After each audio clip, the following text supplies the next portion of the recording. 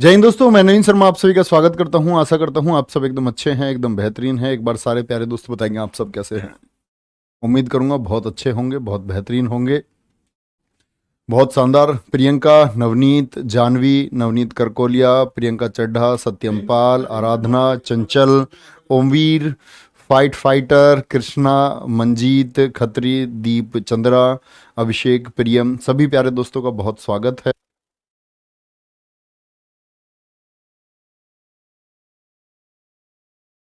भैया, तो आज की क्लास को हम लोग प्यारे दोस्त से शुरुआत करते हैं। और हम लोग पढ़ रहे थे क्या? हम लोग पढ़ रहे थे आपका मराठा साम्राज्य को, जिसको आज हमें क्या करना है, इस चैप्टर को खत्म करना है।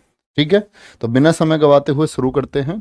मैंने आपको पिछली क्लास में बताया भैया क्या, कि जब औरंगजेब की मौत हुई तो चौथे छत्रपति थे कौन? शिवाजी द्वितीय। क्या बोलोगे? शिवाजी द्वितीय। और उनकी जो माता थी ताराबाई, ताराबाई, ये कहाँ आ गई थी आपका? कहाँ आ गई थी ये? गद्दी पर। औरंगजेब की मौत के समय, औरंगजेब की मौत के समय क्या बोलेंगे, मराठा साम्राज्य इन्हीं के अधीन था। लेकिन साहू जी कहाँ हैं? साहू जी कैद में हैं। किसकी कैद में थे? औरंगजेब की कैद में। क्या बोलेंगे? साहू जी किसकी कैद में थे? औरंगजेब की कैद में थे। यहां तक हम प्यारे दोस्त पढ़ चुके थे। आगे बढ़ाते हैं आज की क्लास को। आज की क्लास को प्यारे दोस्त आगे बढ़ाते हैं। और पांचवें छत्रपति आए साहू जी महाराज। और भैया सबसे लंबा काल 1707 से लेकर के 1749 तक। छत्रपति शिवाजी महाराज तो बने थे कब? आपका 1674 में छत्रपति, और 1680 में उनका देहांत हो गया था। तो क्या बोलते हैं उनको हम, कि वो 8 वर्ष तक छत्रपति रहे थे। ठीक है, आज शुरू करते हैं प्यारे बच्चे। तो यहां देखना, पांचवें छत्रपति जब साहू जी महाराज थे, तो ये साहू जी महाराज को साहू जी महाराज को कैद से आजाद किया मुअज्जम ने। मुअज्जम कौन है? औरंगजेब के बाद गद्दी पर जो आया बहादुर शाह प्रथम। जानते हो या नहीं जानते? बहादुर शाह प्रथम। क्या बोलोगे? ये बहादुर शाह प्रथम, इसका क्या नाम बताया था? शाह ए बेखबर। शाह ए बेखबर, इसको कोई फर्क ही नहीं थी। अब इसने देखा कि मराठे जो ये दिन पर दिन मजबूत होते जा रहे हैं, इनको मैं कमजोर कैसे करूं, कमजोर कैसे करूं। तो इसने सोचा कि भैया उधर ताराबाई है, अगर ये किसको छोड़ दे, ये आजाद कर दे साहू जी महाराज को, तो साहू जी महाराज वापस जाकर के अपनी गद्दी का दावा करेंगे या नहीं करेंगे? संभाजी महाराज के बेटे हैं, गद्दी पर किनको होना चाहिए था? बोलो हां कि ना। आप कहेंगे भैया बिल्कुल, ये अगर महाराष्ट्र जाएंगे तो ये अपनी गद्दी पर तो जाकर के दावा ठोकेंगे, बोलेंगे ये गद्दी तो मेरी है, मैं कैद में था, तो इसका मतलब ये थोड़ी है कि मुझको गद्दी पर ही नहीं आने दिया जाएगा। तो ये चाल चली यहां पर मुअज्जम ने। बोला महाराष्ट्र में गृह युद्ध छिड़ जाएगा, महाराष्ट्र के लोग आपस में लड़ेंगे, और आपस में लड़ेंगे तो इसका फायदा होगा मुगलों को, क्योंकि ये सब कमजोर शासक है। मुअज्जम ये सीधे लड़ ही नहीं सकते थे। ठीक है, सॉरी 8 वर्ष बोल गया मैं, 1674 से 1680 6 वर्ष होते हैं। 8 वर्ष नहीं, 6 वर्ष होंगे, बिल्कुल ठीक है, कोई दिक्कत? सर छत्रसाल कौन थे बताएंगे भैया आज ही, पंकज गौतम जी। यहां ध्यान से आप लोग बस फोकस करिए। 1707 में ये पहुंचे महाराष्ट्र, मराठा साम्राज्य कौन? साहू जी महाराज। वहां गद्दी पर कौन थी भैया? ताराबाई। और इधर कौन है? साहू जी महाराज। इनकी चाची लगती थी, इन्होंने कहा चाची गद्दी तो मेरी है। इन्होंने बोला नहीं, तुम नकली दावा कर रहे हो, ये गद्दी तुम्हारी नहीं है। और यहां पर संघर्ष छिड़ गया। और इसी संघर्ष में एक व्यक्ति, इंटेलेक्चुअल पर्सन, और एक बहुत बौद्धिक और भारतीय राजनीति में एक अहम योगदान रखने वाले, इस मराठा साम्राज्य को बहुत उत्कर्ष तक ले जाने वाले, बहुत ऊंचाइयों तक ले जाने वाले पहले पेशवा बालाजी विश्वनाथ का नाम आता है। तो याद रख लेना, बालाजी विश्वनाथ ने किसका सहयोग किया था? नोट करें, बालाजी विश्वनाथ ने उत्तराधिकार के युद्ध में साहू जी महाराज का साथ दिया। ये इनके संपर्क में कैसे आ गए भैया? ये तो कैद में थे। इन दोनों का, लोगों का टाई अप कैसे हो गया? तो जब औरंगजेब दक्षिण में था, औरंगजेब की कैद में थे साहू जी। तो औरंगजेब जब दक्षिण के अभियानों में रखता था, अपने साथ साहू जी को लेकर चलता था कैद में। और यही बालाजी विश्वनाथ थे जो एक ब्राह्मण परिवार से, बहुत साधारण से व्यक्ति से एक पेशवा तक बने, यानी कि मराठा साम्राज्य में प्रधानमंत्री बने। जब औरंगजेब दक्षिण में था तब इनका संपर्क औरंगजेब से हुआ था, बालाजी विश्वनाथ का। कहते हैं बालाजी विश्वनाथ ने औरंगजेब की कुछ टुकड़ियों के लिए खाने की आपूर्ति या रसद पहुंचाया था, यानी फूड सप्लाई किया था। और उसी समय ये संपर्क में आए थे किसके? साहू जी महाराज के। साहू जी महाराज से इन्होंने एक वादा किया था, कभी भविष्य में आप अगर आएंगे मराठा साम्राज्य पर तो आपकी गद्दी आपका इंतजार कर रही है।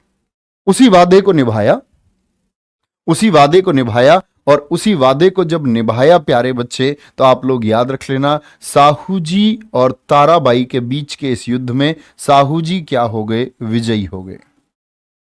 किसकी वजह से जीते भैया? किसकी वजह से जीते? बालाजी विश्वनाथ की वजह से जीते। और ऐसे ही नहीं, इन्होंने चाल चली थी। इन्होंने, ताराबाई का सेनापति का नाम था धन्ना जी। ताराबाई के सेनापति कौन थे? धन्ना जी। ताराबाई के सेनापति धन्ना जी को मिला लिया था अपनी तरफ। ताराबाई के सेनापति धन्ना जी, आप सब जानते हैं भैया, खरीद फरोख्त की नीति क्या बोलेंगे, पहले से चलती है। धन्ना जी, धन्ना जी किससे मिल गए थे भैया? समझ गए कैसे ये जीते? बोलो भाई फटाफट से, कोई दिक्कत?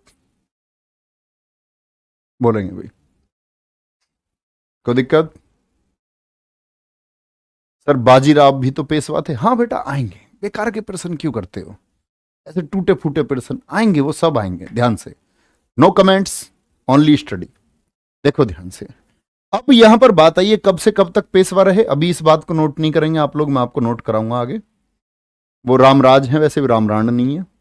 साहू जी महाराज 1707 से 49 आ गए। और किसकी वजह से आए? बालाजी विश्वनाथ की वजह से आए। विश्वनाथ नहीं, बालाजी विश्वनाथ की वजह से आए। तो बहुत खुश हुए साहू जी महाराज इनसे। साहू जी महाराज ने कहा, मेरे साम्राज्य में सबसे बड़ा पद, अगर मैं राष्ट्रपति हूं तो मेरे प्रधानमंत्री कौन होंगे? बालाजी विश्वनाथ होंगे। कौन होंगे? बालाजी विश्वनाथ होंगे। ठीक है। अब मैंने बोला इन्होंने मराठा साम्राज्य को बहुत ताकत दी, कैसे? तो इसके लिए आपको मेरे कुछ प्रश्नों के जवाब देने होंगे। मेरे कुछ प्रश्नों के जवाब देने होंगे। मुझे बताओ, क्या आप अली बंधुओं के बारे में जानते हैं? क्या आप, जो भैया अली बंधु बोल रहा हूं, सॉरी, सैयद बंधु, आप क्या सैयद बंधुओं के नाम के बारे में जानते हैं? यस और नो। आप कहेंगे हाँ भैया, सैयद बंधु तो आपने मुगल में पढ़ाए कि यही लोग थे जिन्होंने किसको गद्दी पर बैठाया था? फर्रुखसियर को गद्दी पर बैठाया था। आया याद कुछ? तो इन लोगों ने गद्दी पर बैठाया फर्रुखसियर को। और मैंने बोला था ये लोग इतने ताकतवर हो गए थे कि इनको किंग मेकर कहा जाने लगा। तो मुगल साम्राज्य में जो राजा था फर्रुखसियर, उसको इतनी दिक्कत इनसे हुई, इतनी दिक्कत इनको हुई कि इनको दिल्ली से उसने हटाना चाहा। तो बोलते जो हुसैन अली एक भाई था, उसको मराठा भेज दिया, महाराष्ट्र भेज दिया। बोले जाकर के वहां मराठों से लड़ेगा, अपने आप अकल ठिकाने आ जाएगी। लेकिन उसने चाल चली हुसैन अली ने।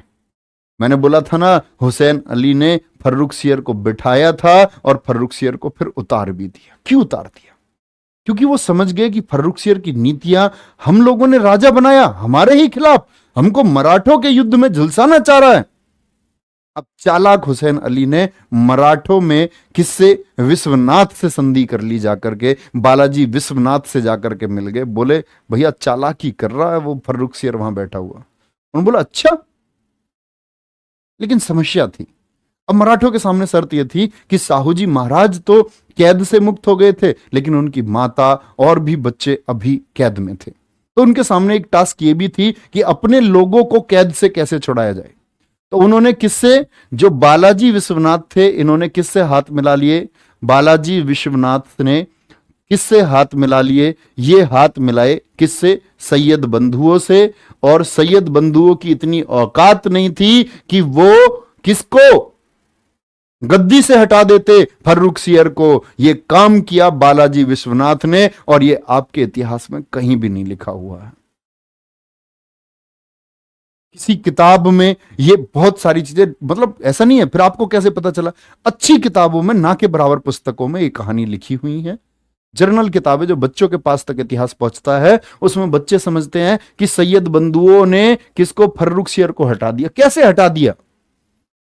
इन्होंने मदद ली थी किसकी? मराठों की। 15,000 सैनिक इन्होंने भेजे, बोले फर्रुखसियर को हटाओ। और तब एक आया था मुगलों में, मैंने आपको पढ़ाया, रफीदुद्दरात, जिसको रफीदुद्दरात के नाम से या रफीदुज्जरात के नाम से या फिर रफीदुर्रजात भी कहा जाता है, तीनों नाम है उसके। उसको गद्दी पर बिठाया था। कोई दिक्कत, कोई परेशानी? भैया कल आपने बताया 1647 में सिंहगढ़ के किले को अधीन किया। प्यारे बच्चे, आप लोग जानते नहीं है 1665 में 23 किले चले गए थे उनके, 35 में से 23 किले चले गए थे पुरंदर में। तो सिंहगढ़ जो पहले जीता हुआ था वो चला गया था मुगलों के फेवर में, इसीलिए उसको फिर से 1670 में जीता है। पिंकी परिहार, क्लास क्यों नहीं करते हो? बोलो ये कहानी समझ में आई? सैयद बंधु जिसको बोलते उसी को गद्दी पर बैठा दे। अब पता चल गया कि गद्दी पर किसकी वजह से बैठाते थे? मराठों की वजह से बैठाते थे। किसकी वजह से? मराठों की वजह से बैठाते थे। कोई दिक्कत? चलो आगे। यहां इंपॉर्टेंट बात आई कि ये बालाजी विश्वनाथ कैसे महान बने, कैसे दक्षिण की शक्ति उत्तर भारत तक पहुंच गई, किसकी? मराठों की। अब आप सोचेंगे भैया ये खुद क्यों नहीं गद्दी पर बैठ गए? तो दरअसल में दिल्ली में कुछ बचा नहीं था। महाराष्ट्र केंद्र हो गया था, दक्षिण केंद्र हो गया था ताकत का। दिल्ली इतनी शक्ति नहीं बची थी। दिल्ली के व्यापारी मुगलों से परेशान होकर के दिल्ली से कूच कर गए थे। दिल्ली एकदम खाली पड़ी थी। दिल्ली में किसी का इंटरेस्ट ही नहीं था। अब तो बस मुगल शासक बहुत कमजोर होते जाएंगे और नाम मात्र में छोटा सा क्षेत्र उनका होता जाएगा। याद है मैंने एक कथन बता था आपको कि दिल्ली से पालम तक का क्षेत्र, मतलब दिल्ली से दिल्ली। बोले बात क्लियर? अच्छा, ये कब बने? तो सबसे बड़ा पद मिला इनको प्राइम मिनिस्टर का पद। ऐसे समझो ये राष्ट्रपति और इनके प्राइम मिनिस्टर पहले कौन बने? बोले सारी शक्तियां, आज भी यही होता है ना, सारी शक्तियां, राष्ट्रपति जी तो नाम मात्र की शक्तियां हैं, और सारी शक्तियां किसके पास हैं भैया? किसके पास है? वो प्रधानमंत्री जी के पास में होती है। ठीक है, तो ये पहले पेशवा बने, 1713 में पेशवा बने, और 1713 में ये ताकतवर तो थे। इन्होंने घोषणा की पेशवा की नियुक्ति नहीं होगी, अपॉइंटमेंट नहीं होगा, इसको वंशानुगत कर दिया। वंशानुगत मतलब मेरा बेटा ही अगला पेशवा होगा, और उसका बेटा ही अगला पेशवा होगा, और उसका आने वाला बेटा ही अगला पेशवा होगा। पेशवा पद को इन्होंने क्या कर दिया? पीढ़ी के स्वरूप, यानी बेटा बैठेगा इस गद्दी पर। तो दिक्कत, बात समझे? उस समय का प्रकरण समझ में आया? आगे चलते हैं। तो बालाजी विश्वनाथ थे, बात आप याद रखेंगे। बालाजी विश्वनाथ के बाद में सेकंड पेशवा आए आपके, और छत्रपति अभी भी कौन है? साहू जी महाराज जी, वो एक राष्ट्रपति की तरह काम कर रहे हैं। दूसरे पेशवा हैं बाजीराव प्रथम, 1720 से 1740। भाई साहब गदर आदमी पुत्र थे बालाजी विश्वनाथ के। गदर आदमी क्यों? एक बार एक मुगल शासक आपके कौन? मुगल शासक का नाम था मोहम्मद साहब। बोला ये दक्षिण में किसका नाम हो रहा है? ये दक्षिण में किसका नाम हो रहा है? इसका जरा एक चित्र बना करके दो। तो चित्रकारों ने एक चित्र बनाया, घोड़े पर लगाम पड़ी हुई और एक व्यक्ति कंधे पर तलवार रखे हाथ से गेहूं की बालियां भून करके खा रहा है। बोला ये इंसान नहीं, ये तो बहुत दैत्य है, इसे संधि कर लो, लड़ने आ जाए उससे पहले संधि कर लो। क्योंकि मुगल अब बेहद कमजोर होते जा रहे थे, बेहद कमजोर। तो दूसरे पेशवा आए आपके बाजीराव प्रथम। क्या बोलते? चीते की चाल, बाज की नजर, और बाजीराव की तलवार पर कभी संदेह नहीं करते। और प्यारे बच्चे कभी संदेह करना भी मत। यही व्यक्ति है जिसने अरब सागर से लेकर के बंगाल की खाड़ी तक मराठा साम्राज्य को पहुंचाया। यही है जिसने उत्तर में यह दिखाया कि मराठे इस देश में सबसे शक्तिशाली हैं, मराठों के सामने कोई शक्ति नहीं है, नो वन। यही वो व्यक्ति हैं जिन्होंने मराठों का गौरव सबसे शीर्ष पे पहुंचाया। यही वो व्यक्ति हैं जिन्होंने साहू जी महाराज को यह बताया कि साहू जी महाराज अब तुम छोटे से क्षेत्र के राजा नहीं हो, अब तुम भारत के महाराजा हो, अब तुम भारत के महाराजा हो। तो याद रख लेना, बाजीराव प्रथम, इनकी दो पत्नियां हैं। काशीबाई इनकी पहली पत्नी थी, और मस्तानी ये छत्रसाल की पुत्री हैं। बहुत सारे लोग आरोप लगाते हैं कि ये मुस्लिम थी, दरअसल में मुस्लिम नहीं थी।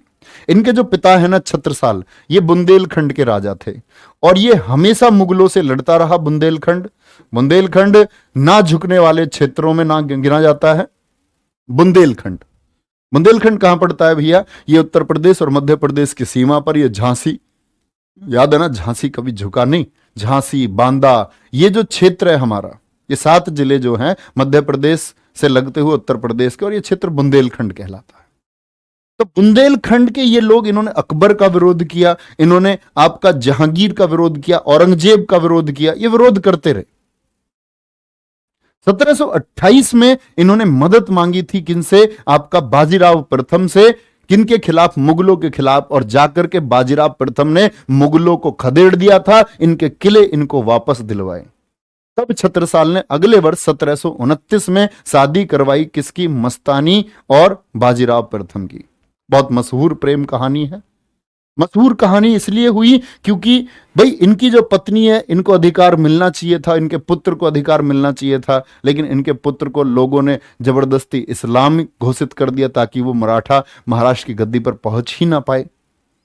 कृष्ण इन्हीं के पुत्र का नाम था, कृष्ण राय रखा इन्होंने। वो दक्षिण के राजा कृष्ण राय नहीं, विजयनगर साम्राज्य वाले नहीं, कृष्ण अलग नाम है, कभी आप रिलेट कर ले, ठीक है। चलो भाई, कोई दिक्कत। बाजीराव मस्तानी फिल्म भी बनी है। नहीं भैया, फिल्मों से यार, फिल्म वो तो लोग अपनी मतलब दिखाने के लिए कुछ भी कर देते हैं, फिल्मों में सत्य नहीं हो सकता। आप जब पढ़ेंगे तब आपको सत्य पता चलेगा। यहां देखिए ध्यान से, मस्तानी छत्रसाल की पुत्री। कोई दिक्कत? समझ गए आप मस्तानी कौन थी? यहां तक की बात में कोई दिक्कत? 1728 में इनके लिए जाना जाता पालखेड़ का युद्ध। पालखेड़ का युद्ध, इसमें किसको हराया इन्होंने? निजामुल मुल्क को। ये कौन? निजामुल मुल्क, ये हैदराबाद का निजाम था। हैदराबाद का निजाम याद है ना? कुछ लोग आपके क्या हो गए? हैदराबाद का ये निजाम है। मुगल शासन के दौरान कुछ लोगों ने अपने आप को स्वतंत्र कर लिया, जैसे बंगाल, या बोले मैं आपको अवध में सादत खान ने खुद को स्वतंत्र कर लिया। ऐसे ही प्यारे बच्चे हैदराबाद के निजाम ने खुद को क्या कर लिया? अलग कर लिया। ठीक है, हाँ जी, दीवानी मस्तानी हो गई। बिल्कुल ठीक है। वो सुना नहीं है तुमने? इश्क करना अगर सजा है, नहीं ऐसा थोड़ी है, नहीं, इश्क करना अगर खता है तो सजा दो मुझे, किसकी तलवार पर सर रखना है बता दो मुझे।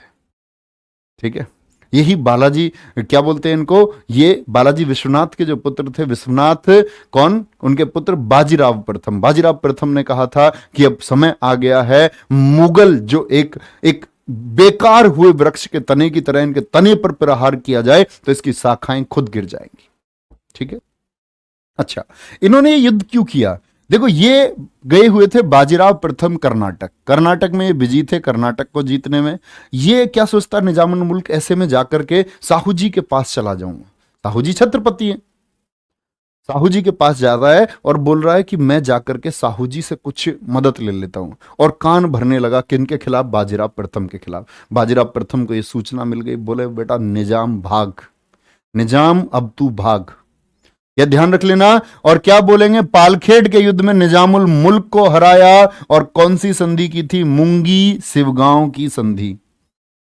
हैदराबाद के निजाम ने घुटने टेके और बोला इस समय भारत में कोई सर्वोच्च शक्ति है तो वो बाजीराव प्रथम है, बाजीराव प्रथम है। ठीक है। एक कह रहा जी सर पुराने आशिक, अरे भैया।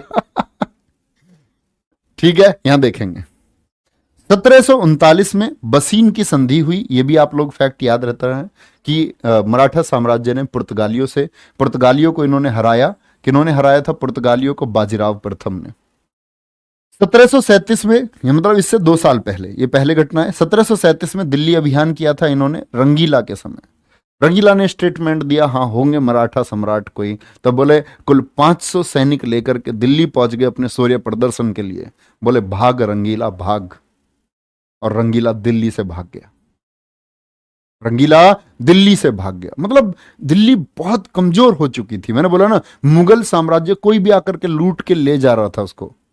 1739 में मैंने आपको बताया था नादिर शाह इन्हीं दिनों में आया था, बाजीराव प्रथम के 2 वर्ष बाद में, वो भी दिल्ली को लूट करके ले गया। ठीक है, कोई परेशानी इस बात में? यहां तक उम्मीद करूंगा ये सारी चीजें आपको पता रहेंगी। ठीक है भैया। बसी इनकी संधि पुर्तगालियों से की और 1737 में दिल्ली अभियान किया। बहुत जबरदस्त आदमी थे बाजीराव प्रथम। ठीक है, तो इनका मूल्यांकन बड़े अच्छे से किया गया है, इतिहासकारों ने लिखा है इनके बारे में कि ये जो मधुर स्वभाव के अब तक पेशवा थे, ये मधुर स्वभाव के पेशवा नहीं थे, ये अक्खड़ थे, ये जिद्दी थे, ये अक्खड़ थे, ये जिद्दी थे। बहुत कठोर स्वभाव इनका था, एकदम तेजस्वी थे। कहते हैं कि ये व्यक्ति अपने सैनिकों के साथ में, अपने सैनिकों के साथ उनके खेमे में जिया, सैनिकों के डेरे में जिया। जो सैनिकों ने खाया वो इन्होंने खाया, और अंत में भी अपने डेरे में ही सैनिकों के साथ मरा। जो लोग तुम्हारे साथ हैं उनके साथ जियो, उनके साथ जियो। ठीक है, ठीक है, कोई दिक्कत इस बात में? नेक्स्ट, तीसरे पेशवा आए भैया। तीसरे पेशवा नोट करेंगे, इनकी मृत्यु के बाद में इन्हीं के पुत्र कौन? बालाजी बाजीराव। मस्तानी के जो पुत्र थे उनको मना कर दिया गया लोगों ने, बोले मस्तानी के पुत्र को अधिकार नहीं मिलेगा, नहीं मिलेगा अधिकार। तो क्या बोलेंगे? काशीबाई के पुत्र थे बालाजी बाजीराव। पहले विश्वनाथ हो गए, फिर बाजीराव प्रथम हो गए, और तीसरे पेशवा बने बालाजी बाजीराव। ठीक है, इन्हीं के पुत्र का नाम है, बालाजी बाजीराव के पुत्र का नाम है विश्वास राव। और विश्वास राव क्या बोलोगे? विश्वास राव के चचेरे भाई हैं सदाशिव राव भाव। ठीक है, ये क्यों जरूरी है? ये जरूरी इसलिए क्योंकि पानीपत का तीसरा युद्ध आपको समझना है। ठीक है। अरे नहीं भैया, ये नहीं लिखना है। अरे कह रहा फिर से बोल दो जी, फिर से बोल दो।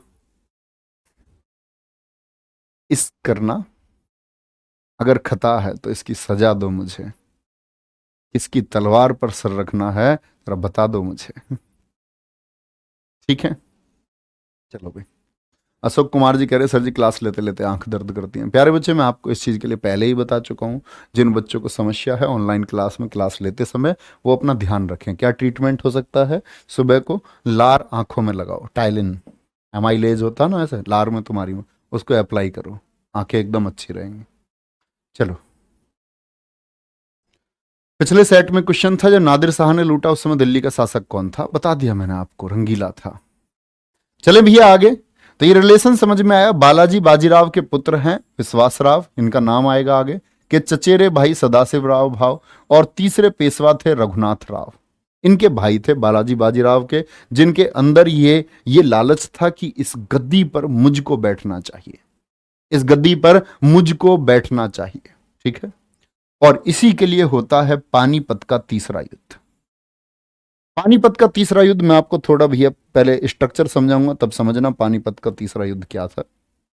देखो, भारत का नक्शा है, आप सब लोग जानते हैं, और ये आप लोग ये भी जानते होंगे, दिल्ली यहाँ है और हरियाणा में यहाँ पानीपत का युद्ध है। ठीक है, और ये लोग कहां से गए? महाराष्ट्र क्षेत्र से गए।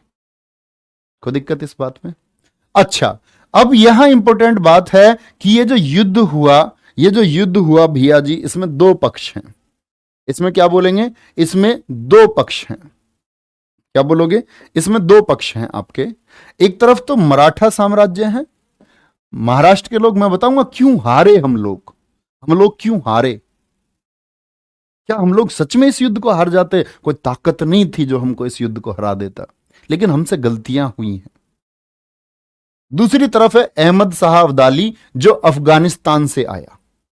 यह युद्ध हुआ 14 जनवरी 1761 को, मकर संक्रांति के दिन।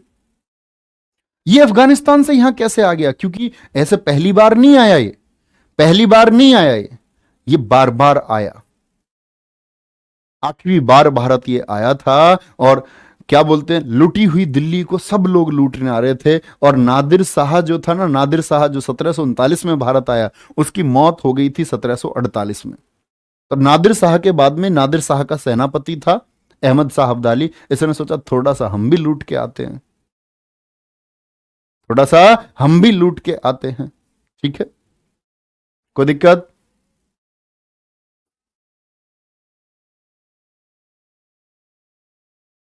हमारे सर जी की जरूर कोई दोस्त कातिल रही होगी। अरे भैया यार, तुम कुछ भी क्यों लिखते हो हैं? मैं ऐसे ऐसे ऐसे पढ़ाने लग जाऊं तुम्हें सीरियस टीचर्स की तरह, आ करके तुम्हें फैक्ट बता दूं दो चार, ये ऐसे ऐसे नोट करते रहो भैया, नोट कर लो, ये लिख लो, क्लास ओवर। बता रहा हूँ, ऐसे पढ़ाने लग जाऊंगा, चुपचाप पढ़ लो। पानीपत के तीसरे युद्ध में प्यारे बच्चे आप लोगों को यह चीज याद रख लेनी है, जो मराठों का नेतृत्व किया, जो नेतृत्व किया, बहुत इंपॉर्टेंट क्वेश्चन है, मराठों का नेतृत्व किया किसने? 30 वर्ष के सेनापति थे, नेतृत्व किसने किया? आपका सदाशिव राव ने, और ये विश्वास राव हैं कुल 20 साल के। मराठे इतने लाइटली इस युद्ध को ले गए, उन्होंने कहा यह युद्ध तो हमारा है, हम ही जीतेंगे, बच्चों को भेज दिया। सैनिक कमांडर हुआ करते थे रघुनाथ राव, कहते रघुनाथ राव को इतना तकड़ा कमांडिंग का अनुभव था, अगर ये जाते रघुनाथ राव तो ये युद्ध मराठे कभी नहीं हारते।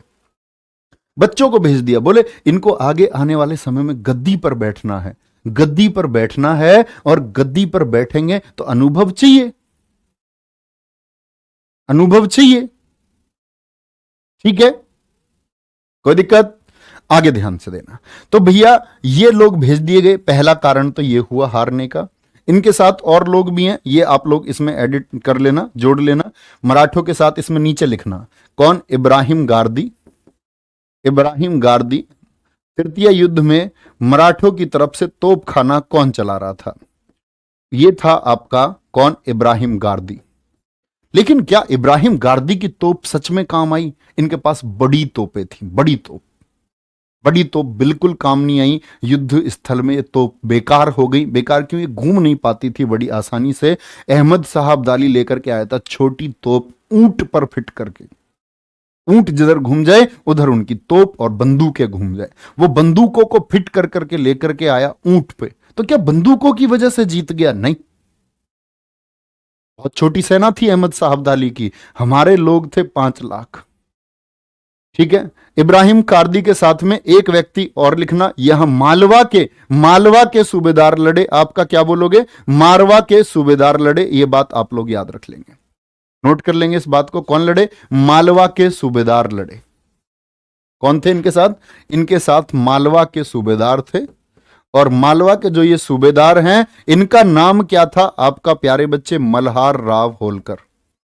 तो ये भी पूछा जाता है मालवा क्षेत्र से कौन था? मल्हार राव होलकर ने इनका साथ दिया था।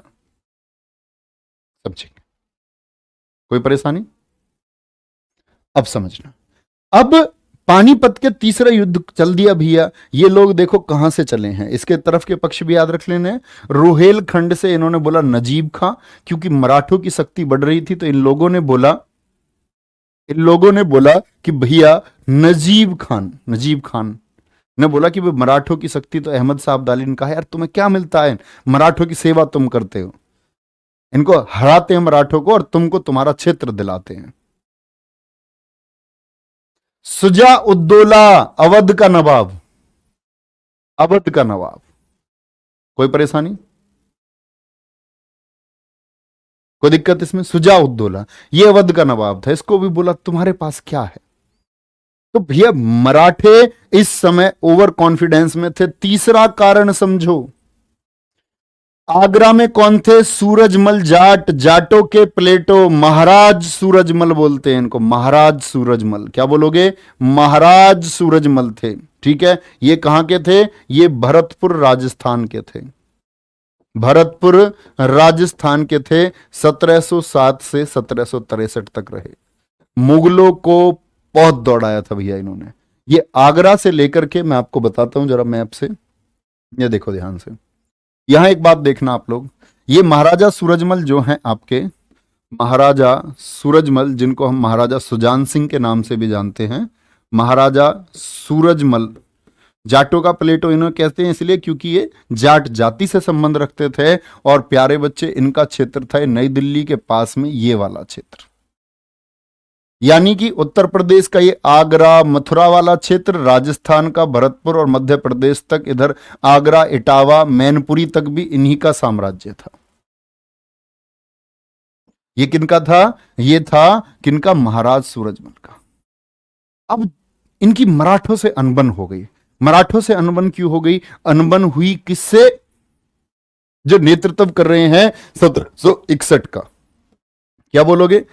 क्या बोलेंगे भैया? मराठे जो नेतृत्व कर रहे हैं 1761 का, और मराठे इधर से जब चले अनबन थी। यहां जब ये पहुंचे तो इन्होंने सूरजमल जी से एक सवाल किया। इन्होंने एक मस्जिद देखी। मस्जिद देखी तो सूरजमल जी से इन्होंने कहा, ये मस्जिद, ये क्षेत्र तुम्हारे पास इतने दिन से है, ये मस्जिद तुमने क्यों नहीं तोड़ी? महाराजा सूरजमल ने जवाब दिया कि ये मस्जिद, इसको तोड़ने का कोई फायदा नहीं।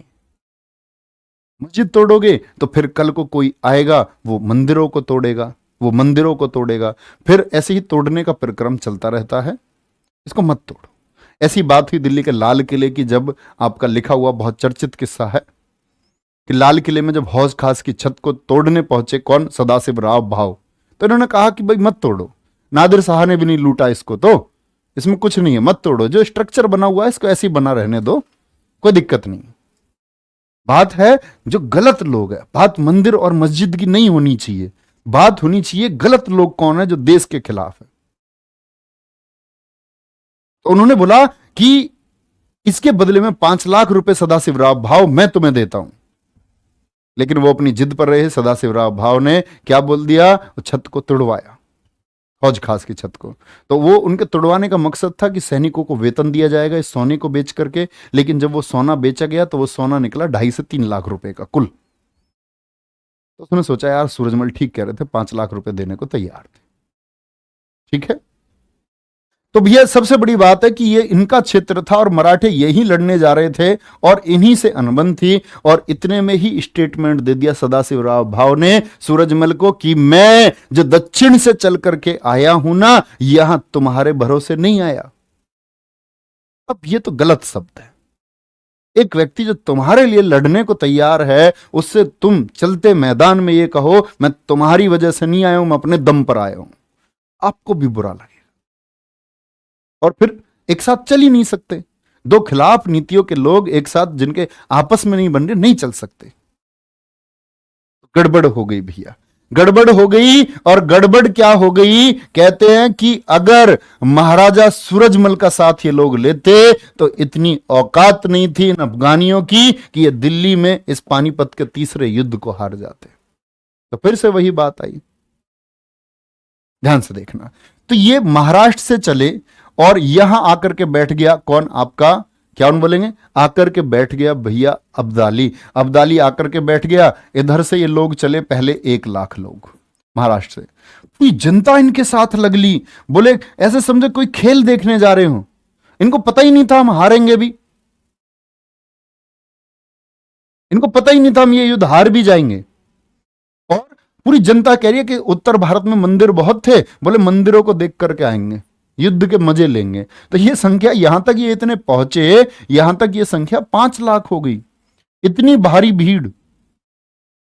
और यहीं अहमद शाह अब्दाली ने चाल चली, जो इनका खाना जहां पहुंचता था, इधर से रसद की जो आपूर्ति होती रही, कई महीने तक ये लोग डटे रहे, ये आपूर्ति यहां से काट दी। खाना पहुंचना बंद हो गया। ये भीड़ अब युद्ध के लिए, अब भीड़ भूखी मरने लगी। भूखी भीड़ कह रही है युद्ध कब होगा। तो 14 तारीख का दिन रख दिया गया, मकर संक्रांति का, 1761 को भिड़ेंगे। बहुत मजबूती से लड़ी मराठा सेना। लेकिन बीच युद्ध में क्या हुआ आपका, बीच युद्ध में क्या हुआ, जो विश्वास राव 20 साल का बच्चा था, वो कहीं पर दिखना बंद हो गया। अब दिखना बंद हो गया भैया। जब दिखना बंद हो गया तो एकदम से क्या बोलते हैं, सदाशिव राव अपने हाथी से उतरकर चले गए, किसको देखने, विश्वास राव को। और मराठे जिस युद्ध को दोपहर तक जीत रहे थे, उसी युद्ध में यह हुआ कि पूरी सेना में भगदड़ मच गई कि कौन मारा गया, मारे गए सदाशिव राव भाव।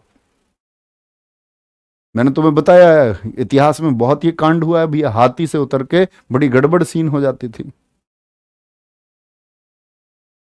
कोई दिक्कत? तो भैया यहां याद रख लेना, यहां याद रख लेना, क्या बोलेंगे आप लोग, यहां युद्ध हुआ। युद्ध हुआ और युद्ध में मराठे हार गए। कुछ कमियां रही, मैंने आपको बता दी क्या कमियां रही, और ये इस युद्ध को हार जाते हैं। ठीक है, और इतना कत्ले आम मचा, एक दिन में 1 लाख लोग मारे गए। और first world war, second world war के बाद किसी एक दिन में किसी युद्ध में मारे जाने वाले लोगों की सबसे बड़ी संख्या है, सबसे बड़ी संख्या। अब यहां पर महानता सामने आती है किनकी, सूरजमल जी की, महाराजा सुजान सिंह की।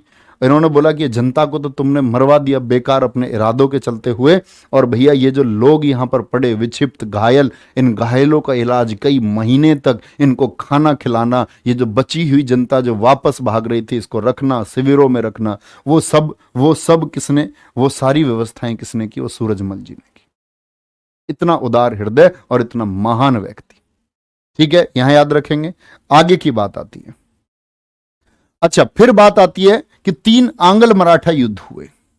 लेकिन 3 आंग्ल मराठा युद्ध बच्चे पढ़ने से पहले आपको यह पता होना चाहिए, जो साहूजी महाराज थे, ये कहीं पर साइड में नोट कर लेना, साहूजी महाराज के बाद में जो गद्दी पर आए, साहूजी महाराज के बाद में गद्दी पर आए रामराज। ये छत्रपति लोग हैं, पेशवा नहीं, पेशवा अलग हैं, पेशवा तो इनके प्राइम मिनिस्टर थे। और फिर आए इनके बाद में आपका साहू द्वितीय, साहू सेकंड के बाद में आए माधव राव। क्या बोलेंगे? माधव राव। ठीक है, और यहां याद रख लेना माधव राव की हुई थी 1772 में मौत। 1772 में क्या हो गई थी? इनकी डेथ हो गई थी। और 1772 में इनकी मौत के बाद इनका बेटा जो है, इनके बेटे का नाम था आपका, क्या बोलेंगे? इनके बेटे का नाम रखा गया नारायण राव। बेटा कौन? नारायण राव।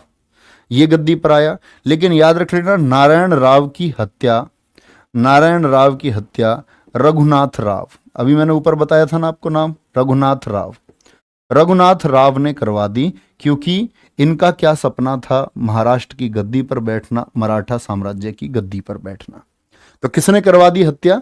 तो रोचक बात है, सिर्फ यहां पर यह आपको याद रख लेना है, माधव राव एक कौन थे? छत्रपति थे, जिनकी मौत हुई 1772 में। इसके बाद में इनके बेटे गद्दी पर आए, जिनका नाम है नारायण राव। और नारायण राव की हत्या किसने करवा दी? रघुनाथ राव ने करवा दी। अब क्या ये गद्दी पर आ गए ऐसे हत्या करवा के? बोलो भाई फटाफट से, गद्दी पर आ गए ऐसे ही? नहीं। नारायण राव की एक विधवा थी गंगूबाई। कौन? गंगूबाई।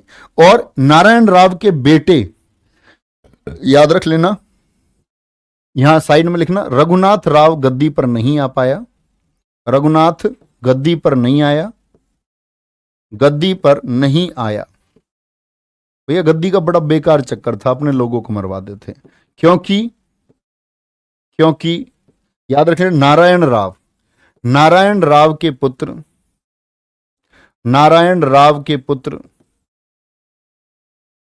माधव राव द्वितीय बोलते हैं, माधव राव सेकंड को फडणवीस ने गद्दी पर बैठाया।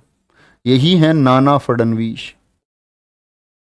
ये ऐसे ही काम कर रहे थे जैसे कौन थे आपका? पहले पेशवा ने काम किया था मजबूती से। बाद में मराठे जब बिखर रहे थे तो मराठों को जोड़ने का काम किन्होंने किया था? नाना फडणवीस ने किया था। तो सफल नहीं हो पाया रघुनाथ राव, तो ये रघुनाथ राव चला जाता है ईस्ट इंडिया कंपनी के पास, अंग्रेजों के पास। क्योंकि इस समय भैया अंग्रेज ताकतवर हो चुके थे। बक्सर का युद्ध अंग्रेज जीत चुके 1764 में, 1757 में प्लासी का युद्ध अंग्रेज जीत चुके थे। आप अंग्रेजी साम्राज्य जब पढ़ेंगे तब मैं आपको पढ़ाऊंगा, ठीक है। इससे सर पानीपत का युद्ध क्यों किया गया? बेटा पहले पानीपत प्रथम और द्वितीय नहीं पढ़े आपने? पानीपत जगह पर हुए ये हरियाणा में, इसीलिए कहा। नहीं रागिनी गुप्ता, कोई चाल नहीं थी। कोई परेशानी? Vijayalakshmi too much, thank you गुड़िया। कोई परेशानी इस बात में? अच्छा, अब कहानी हमारी शुरू होगी। तो समझ गए? आपको बस छोटी सी चीज याद रख लेनी है कि रघुनाथ राव गद्दी पर बैठना चाहता था। रघुनाथ गद्दी पर बैठना सफल नहीं हो पाया क्योंकि नाना फडणवीस ने गद्दी के जो वास्तविक हकदार थे माधव राव सेकंड को गद्दी पर बिठाया। कोई परेशानी? ठीक है। तो ये भैया क्या बोलेंगे, रघुनाथ राव नहीं बैठ पाए। अब ये रघुनाथ राव जब नहीं बैठ पाए तो ईस्ट इंडिया कंपनी के पास चले गए और ईस्ट इंडिया कंपनी को मौका मिल गया कि अपने ही लोगों के बीच में फूटा क्यों ना फायदा उठाया जाए। और फायदा उठाने के लिए कितने आंग्ल मराठा युद्ध हुए? 3 आंग्ल मराठा युद्ध हुए हैं, ठीक है। रघुनाथ राव प्यारे बच्चे याद रख लेना, रघुनाथ राव ने सूरत की संधि की। अंग्रेजों से। बोले ये जगह जो है जहां से हम चौथ और सरदेश मुखी मराठों के अंतर्गत था, बोले ये आपको आपको दिया जाएगा। और रघुनाथ राव ने सूरत की संधि 1775 में ईस्ट इंडिया कंपनी के साथ कर ली। तो युद्ध हुआ, ये पहला युद्ध है। क्या बोलेंगे, क्या मैंने आपको वर्ष नहीं लिखवाए हैं? ओहो हो, नहीं लिखा हुआ तो है शायद। एक मिनट रुकना। यहां एक वर्ष छूट गया है, मैं इसको लिख देता हूं आप लोगों के लिए, देखो ध्यान से। अगर यहां पर बात आती है प्रथम आंग्ल मराठा युद्ध, यहां कौन आया? ये प्रथम आंग्ल मराठा युद्ध है। और ये लिखना आप लोग, प्रथम आंग्ल मराठा युद्ध ये हुआ 1775 से 82। 1775 से 82, ठीक है।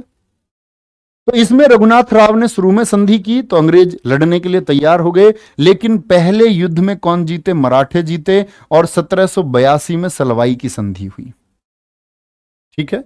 इसमें मराठों का जो नेतृत्व किया था वो किया था महादजी राव सिंधिया और मल्हार राव होलकर ने। महादजी सिंधिया ये पानीपत के तीसरे युद्ध में भी लड़े थे। और एक चीज पूछी जाती है, मराठों का कौन सा सरदार पानीपत के तीसरे युद्ध में जीवित रह गए थे? तो वो महादजी राव सिंधिया थे। एक दूसरी बात पूछी जाती है, पानीपत के युद्ध का, पानीपत थर्ड ऐसे लिख लो, पानीपत थर्ड का, पानीपत थर्ड का युद्ध किसने देखा था? कहीं साइड में लिख लेना, किसने देखा? ये जीवित बच गए थे, दोनों क्वेश्चन बनते। किसने देखा? काशीराज पंडित। क्या नाम है? काशीराज पंडित। ये वन लाइनर क्वेश्चन बहुत पूछा जाता है। तो मराठे जीत गए, तो मराठों का पक्ष भारी हो गया, मराठों का पक्ष भारी हो गया।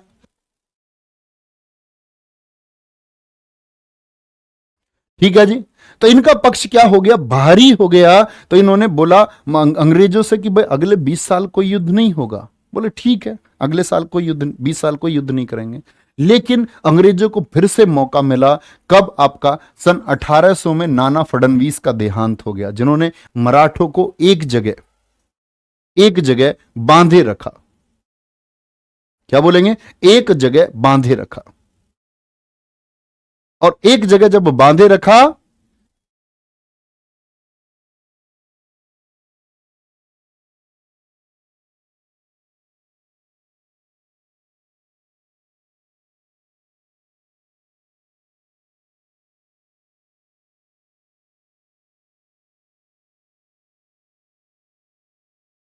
कोई दिक्कत भाई? तो इनकी मृत्यु के बाद क्या हुआ? सन 1800 में नाना फडणवीस के बाद में मराठे बट गए, मराठे आपस में बट गए। पेशवा लोगों ने अपना एक अलग बना लिया। भैया जी राघोबा कौन है? भैया राघोबा यही रघुनाथ राव हैं। राघोबा नाम से जो हम जानते हैं यही रघुनाथ राव हैं। भैया ये गद्दी के लिए क्यों तड़प रहे थे? गद्दी के लिए इसलिए तड़प रहे हैं क्योंकि ये, क्या बोलोगे आप, ये जो बाजीराव प्रथम थे उनके बेटे हैं, उनके 4 पुत्रों में से एक हैं, इसीलिए ये तड़प रहे थे कि मुझको भी पहुंचना चाहिए। यही राघोबा है। तो नाना फडणवीस का देहांत हो गया। पुणे में पेशवा लोग हो गए, इंदौर में होलकर, नागपुर में भोसले जो आप जानते हैं, इन्होंने खुद को अलग कर लिया। बड़ौदा में गायकवाड़ अलग हो गए, ग्वालियर में सिंधिया अलग हो गए। यही सिंधिया हैं जिन्होंने रानी लक्ष्मीबाई को धोखा दिया। जानते हो सिंधिया आप? ठीक है, तो यही सिंधिया थे जिन्होंने रानी लक्ष्मीबाई को धोखा दिया। कहां के? ग्वालियर के सिंधिया।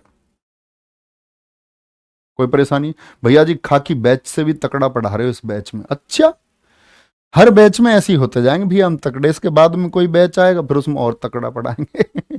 तकड़ा क्या होता? तकड़ा मजबूत।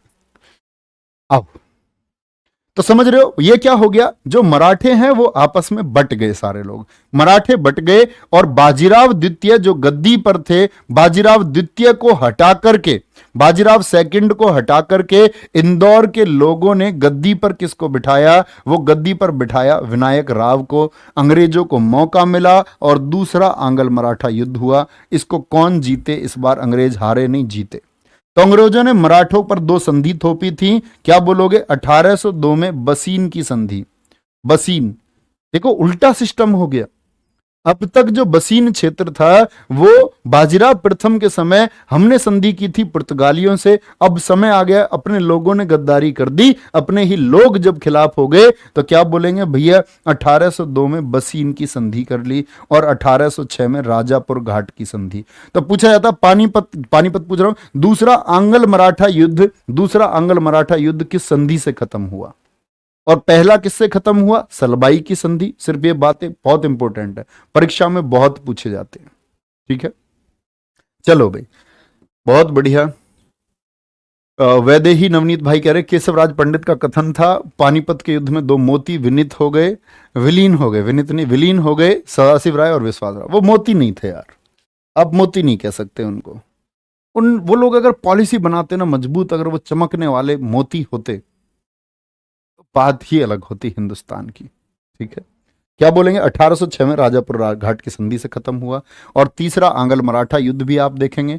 तीसरे आंग्ल मराठा युद्ध में बाजीराव जो द्वितीय थे, इनको पेंशन दे करके बिठुर यानी कानपुर क्षेत्र में भेज दिया गया। 1817 से 18 युद्ध हुआ तीसरा, और यही बाजीराव द्वितीय हैं जिनकी मृत्यु होगी 1853 में। 1853 में इन्हीं के दत्तक पुत्र होंगे नाना साहेब, जिनको धोंदू पंत कहते हैं। ये हम ज्यादा कहां पढ़ेंगे इनके बारे में, बस नाम याद रख लेना। 1857 का जब संग्राम मैं आपको बताऊंगा, 1857 के संग्राम में से एक कारण रहेगा, ये भी एक कारण रहेगा, क्योंकि इनकी पेंशन अंग्रेज रोक देंगे तो भीड़ भड़केगी, इनके समर्थक भड़क जाएंगे। जो 1857 क्रांति में कानपुर में नेतृत्व करेंगे नाना साहेब। ठीक है जी, कोई दिक्कत? भैया तगड़ा कहने वाला राजस्थान से नहीं, भैया हमारे यहां भी तगड़ा ही कहते हैं। कोई दिक्कत? कोई परेशानी, कोई दिक्कत?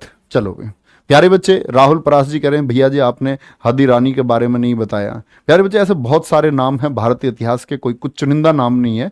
अगर मैं सारे नाम भी लूं तो भारतीय इतिहास ये वीरों की भूमि रही है, वीरांगनाओं की भूमि रही है। सारे नाम तो शायद मैं कक्षा में प्यारे बच्चे नहीं ले पाऊंगा, लेकिन आप अगर जानते तो उनके बारे में रिसर्च करिए। बड़ी खुशी की बात होगी, आप अपने इतिहास के बारे में रिसर्च करिए और जानिए लोगों के बारे में। लेकिन किसी गूगल के आर्टिकल को पढ़ के विश्वास मत कर लेना, उस कहानी को वेरीफाई करना। जिस कहानी का आपको सबसे ज़्यादा सोर्स मिले कि हाँ ये पक्का है, आप जब रिसर्च करेंगे तो अपने आप ही कंक्लूजन पर निकल जाएंगे। ठीक है, यही तीसरा युद्ध था जिसमें क्या कर दिया गया? पेशवा पद को खत्म कर दिया गया, ये याद रख लेना।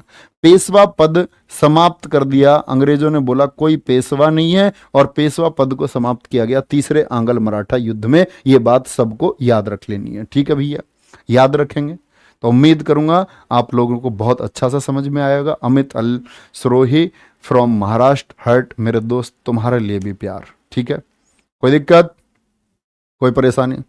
भैया ऊंट पर रखकर क्या तोप चल सकते? बिल्कुल चलाई थी भैया इन्होंने। तोप का नाम होता था भैया शुतुरमुर्ग के जैसी तोप थी, ऐसे सतुरनाल, बिल्कुल ओट, उस तोप का नाम था सतुरनाल, और ऊंट पर बैठ करके उन्होंने चलाया मैदान में, उसको गोलीबारी की गई थी। तो दिक्कत, कोई परेशानी? भैया ये नोट कर लेंगे एक बार और फिर ये आप लोग नोट कर लेंगे सारा जो भी मैंने आपको बताया, यहां तक सब कुछ आप लोग नोट रखेंगे। और फिर इसके बाद में मैं आपको पढ़ाऊंगा अब कल से क्या, ब्रिटिश साम्राज्य का उदय।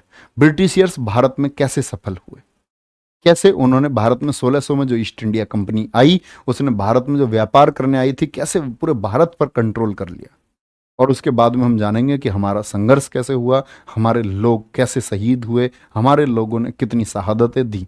ठीक है, तो ख्याल रखिए अपना बहुत सारा। थैंक यू, बाय बाय, जय हिंद, जय भारत, जय मां सरस्वती।